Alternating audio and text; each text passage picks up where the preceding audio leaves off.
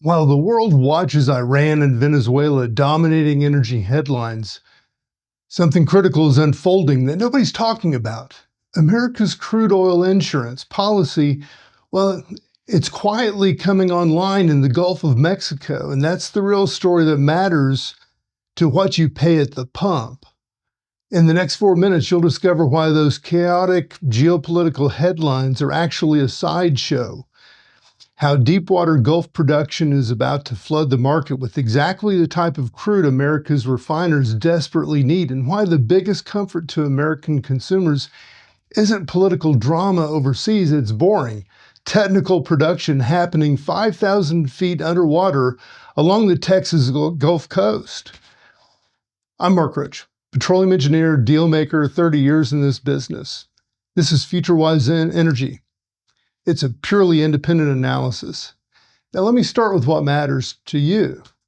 We're hearing constant noise about Iran tensions, Venezuela's oil reserves, Trump seizing resources, oil prices bouncing around, and you're wondering, does any of this actually affect what I pay at the tank or at the pump?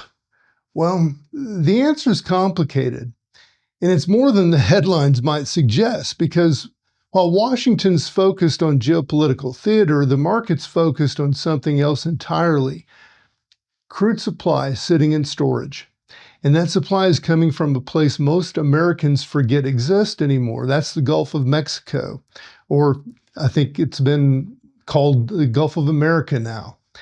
Well, here's the data that tells the real story. WTI, well, it sits at $58 a barrel as of January 14th today. And that's relatively stable. Now it's down from $73 a year ago. But listen to what that price ignores. The U.S. is producing 13.8 million barrels a day. That's near an all-time high. And we're doing it with fewer drilling rigs than we've had in years. So it wouldn't seem possible. So this reveals something important about where America's oil is actually coming from now. The Permian Basin, onshore Texas, and New Mexico, well, it's producing at record levels using fewer rigs and better technology. That's the real headline, the comforting story. Longer wells, smarter engineering, petroleum coke instead of expensive ceramic proppant. We can get real technical here, and all that's real.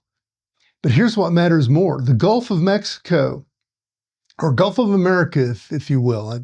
Bear with me. I've been calling it Gulf of Mexico for 30 years, and I have trouble with some name changes and pronouns. But anyway, the production is supposed to be declining out there. Typically, it has declined rapidly. And what's happening out there is reversing that trend dramatically. So let me try to explain this in some simple and plain terms so the common person can understand what's happening. When people talk about American oil, they do think about Texas and Oklahoma or Louisiana maybe, Permian Basin, shale. Well, that's onshore production. You drive over land, you see equipment, it's all visible. Well, in the Gulf of Mexico, it's different. It's 5,000 feet underwater, and it's off the Louisiana coast. And it's technically very difficult, and it's expensive. And most people don't realize it's the only thing that's really preventing crude shortages when geopolitical events disrupt supplies everywhere else. Well, here's why the Gulf matters more than you think. The U.S. Gulf Coast refineries, the big ones in Texas and Louisiana, they were built 40 years ago to process heavy crude. Venezuelan heavy crude primarily, and that extra thick oil that's almost solid at room temperature, well, you can't just run any crude through these refineries. You need that specific heavy oil. So the refineries have specialized equipment called coker units that crack that thick crude into gasoline, diesel, jet fuel. And only a few refineries in the world have this capability. So what happened when Venezuela's production collapsed and the U.S. sanctions cut off Venezuelan supplies? Well, Gulf Coast refiners lost their feedstock. They've been scrounging for alternatives. They've been looking to Canada for heavy crude, Mexico for another set of heavy crude production to put into the refineries. Pretty much anything they can get. But none of this matches what those refineries were really optimized for when they were built. So that's where the Gulf of Mexico comes in. New deepwater production is about to come online or is coming online, and it's changing the equation. Chevron and Total Energies have deployed a new type of blowout preventer. Now, this is not actually all that new. Many of you who are in the industry know that these have been used around the United States, and this is not necessarily new technology, but it is technology that's just now being deployed for these reservoir projects in the Gulf. And at these ultra depths, they're handling extreme pressures of around 20,000 psi. Now, these pressures, most of us have never seen equipment that's really worked with that much pressure before. And 5 years ago, they thought it was nearly impossible to deal with those kind of pressures. So these new tools unlock these reservoirs that we've known were there, but they seemed unreachable because of the technology limits that we used to have. The Anchor project off the Louisiana coast is proof of this. It's making 75,000 barrels a day. It has a 30-year productive life. It looks like it will ultimately produce 5 billion barrels of recoverable crude. And that's one single field. And it's coming online next year in 2026. The numbers that the Energy Information Administration is projecting, well, they do tell the real story. The Gulf of Mexico crude output is expected to climb from 1.8 million barrels per day today, although there's some people that are saying it's producing almost 2 million barrels a day today, to 2.4 million by sometime in 2027. So that's an additional 600,000 new barrels per day of supply from and that's just from a few platforms and from this deeper technology, from a region that most people thought was in terminal decline.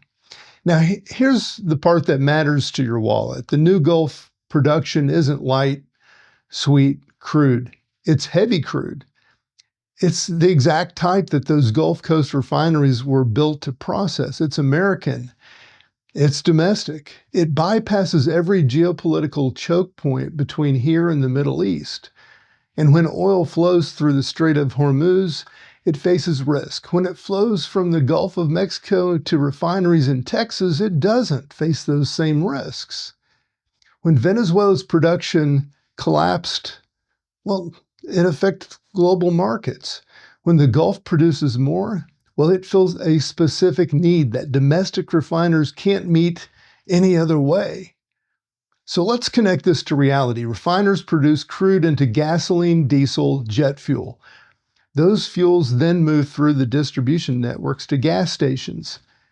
Diesel powers the trucks that deliver everything that you buy. Gasoline powers your car. Jet fuel, well, it moves people on planes.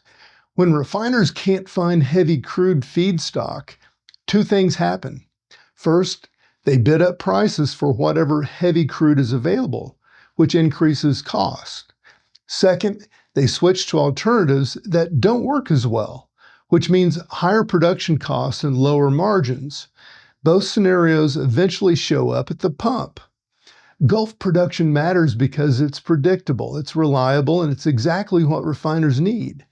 Venezuela's production collapsed because of political decisions. Iran faces sanctions, but the Gulf of Mexico can't collapse due to American foreign policy. It's American territory, American operations, American refineries. No blockade disrupts it. No sanctions complicates it. No diplomatic crisis interrupts it. So over the next 3 years, as new Gulf platforms ramp production up, crude supply diversity improves for American refiners. That diversity reduces their cost pressure, lower cost pressure eventually translates to lower margins captured on gasoline at the pump. Not immediately. There's always a lag, but the direction does matter. And here's what most energy commentary misses. It focuses on the spectacular: Iran tensions, Venezuela seizures, geopolitical risk. That's all real, and it does matter. But the market doesn't actually price in geopolitical risk the way that it did 10 years ago. Why? Well, because there's too much crude supply globally already. OPEC has spare capacity that it can't cut fast enough. The U.S. is producing at record levels. Brazil, Guyana, Canada are all adding barrels. Russia's still exporting despite sanctions. When you have structural oversupply, individual supply disruptions matter less. The real market driver, it's boring. It's operational reliability. It's having enough heavy crude feedstock for Gulf Coast refineries that can't process light sweet crude. It's having deepwater production that's immune to geopolitical disruptions. It's having American production that doesn't depend on trade routes vulnerable to blockade. The Gulf becoming more productive doesn't make headlines. Chevron seizing Venezuelan assets, well, you know the theater. That makes big headlines. Trump threatening tariffs on Iran and all these trading partners, that makes headlines. But the market cares more about whether Gulf refineries have feedstock than about who controls Venezuela's government. The market cares more about steady incremental Gulf production increases than about maximum pressure rhetoric on Iran. The Gulf is the story that actually drives what you pay at the pump. The rest is theater. This is the disconnect that most people miss. Now, the headlines, they create anxiety. Oil prices might spike, right? Actually, no. Because the fundamental picture of supply is comfortable. And the Gulf is solving the main refinery constraint quietly. That's what calms the market. So now let's address the question you actually might have. What does this mean for real gas prices where you live? Well, crude at $58 a barrel translates, if there's 42 gallons in a barrel, so that translates to $1.38 per gallon of raw crude oil cost at the pump. But you're paying $2.95 in Texas or $3.62 in California. So the difference is taxes, refining margins, distribution cost, and state environmental regulations. Crude changes, they don't translate directly. You know, a $10 drop in crude per barrel spread across those 42 gallons, well, that's 24 cents per gallon of crude cost reduction. But that spreads over weeks as inventory turns over. So you might see a 35 to 37 cent drop in pump price over 2 months, but not immediately or not in 2 days. What does matter consistently is this refining margin. When refiners have the feedstock they need, margins compress because supply is reliable and competition is healthy. When refiners hunt for feedstock in a tight market, margins spike because supply is constrained. So the Gulf coming online improves refiner feedstock reliability. That keeps refining margins from spiking. That's what protects consumers from the worst outcomes. The bigger picture, global oil, well, the demand continues climbing from these emerging markets, India, Africa, Southeast Asia. That demand adds 30 million barrels per day by 2050. 25 years from now, just about. Another 30 million barrels a day is going to be demanded by the world. Meanwhile, U.S. demand, well, it's been essentially flat for some time now. We're producing more than we need domestically, so we're exporting some. The Gulf becoming more productive doesn't flood the market with more supply than the world can absorb. It shifts where supply comes from. away from Venezuela, away from geopolitically fragile regions, toward American territory under American control. That shift is strategically important. It reduces U.S. dependency on unstable regimes. This is important. Geopolitics can't run from it. It is in our lives, and it makes a big difference. And it helps keep refiner margins from blowing out when these geopolitical events disrupt supplies elsewhere.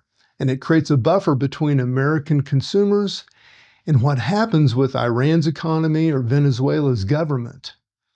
And that buffer, well, it isn't exciting, it's not dramatic, but it's actually what protects your wallet. So here's what the market's really pricing in right now. Crude at $58 reflects the expectation that Gulf production will expand, that the supply glut will persist, and that the traditional geopolitical risk premiums don't matter anymore or as much as they used to because spare capacity renders them irrelevant. The market isn't worried about Iran because Saudi Arabia can produce 3 million barrels per day more than it does. The market isn't worried about Venezuela because U.S. Gulf can replace those supplies. The market isn't worried about logistic disruptions because refiner feedstock sources are diversifying. Worry about crude prices would spike if you saw evidence of genuine supply tightness. That would look like floating storage running empty, which is, I'm talking about tankers floating around on the ocean empty. They're all full right now, they say. What would look like OPEC spare capacity actually being deployed? Well, that would look like refineries struggling to find feedstock and bidding up prices. And none of those things are happening. What's happening instead is boring, steady, technical progress, deepwater wells coming online, new technologies enabling production at depths previously felt uneconomic. Refiner feedstock sources are diversifying. That's the story driving the market. It's just not sexy enough for headlines. So the real comfort to American consumers is Trump seizing Venezuelan barrels, or it's not about Trump seizing Venezuelan barrels or threatening Iran tariffs. It's Chevron deploying new blowout preventers in the Gulf. It's Total Energies and others providing deepwater, ultra-high pressure wells that are working at scale. It's the boring technical work that makes crude supplies stable, refiner feedstock available, and keeps these margins competitive. So you probably won't see this on cable news because it doesn't move the ratings. Political theater does move the ratings. Technical engineering progress doesn't. But in energy markets, the technical work is fundamental, and that's what actually matters. It's what keeps your refiner supplied. It's what keeps margins reasonable. It's what stops prices from spiking when geopolitical events happen elsewhere. The comforting part, the Gulf is American. The deepwater platforms are American operated. The crude is processed in American refineries. The refined products flow through American distribution networks to American gas stations. The entire chain is insulated from geopolitical disruption in ways Venezuelan supplies never were. That insulation is what the market's actually pricing in. Watch the Gulf more carefully than you watch the headlines. New platform startups matter more than sanction announcements. Production ramp schedules, they matter more than political speeches. Refiner feedstocks cost, they matter more than OPEC meeting outcomes. The market knows this. They're already pricing it in. That's why oil's staying between $50 and $60 a barrel. Even with the tensions in Iran and Venezuela chaos creating geopolitical anxiety, the fundamentals underneath those headlines are actually quite comfortable in regard to upstream oil and gas supply. So keep your perspective focused on the fundamentals, on the technical. The market does, And remember, crude comes from the ground in places where production is reliable, where technology works, and where supply chains are predictable. That's increasingly the Gulf of Mexico, not the geopolitically unstable regimes dominating the headlines. Understand the difference, and you'll understand why what you pay at the pump isn't spiraling despite the drama that you're hearing. I'm Mark Roach. This is FutureWise Energy.